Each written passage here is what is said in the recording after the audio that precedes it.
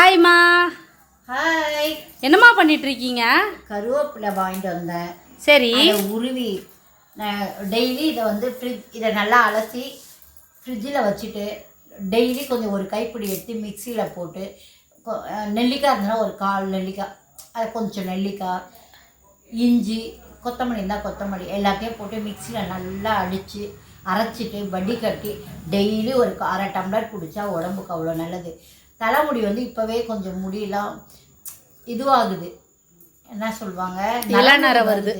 அது வராமல் இருக்கணும். இப்போ குழந்தை ஸ்கூல் படிக்கிற பசங்களுக்கு கூட அது மாதிரி நரமுடி வருது. அது வராமல் இருக்கணும்னா கருவேப்பிலை சாப்பிடணும். இப்போ சாப்பாட்டில் போட்டால் எடுத்து போட்டுடுறாங்க. அதனால் இதை மாதிரி அரைச்சி காலையில் வெறும் வயிற்றில் குடித்தா பித்தமும் தணிக்கும்.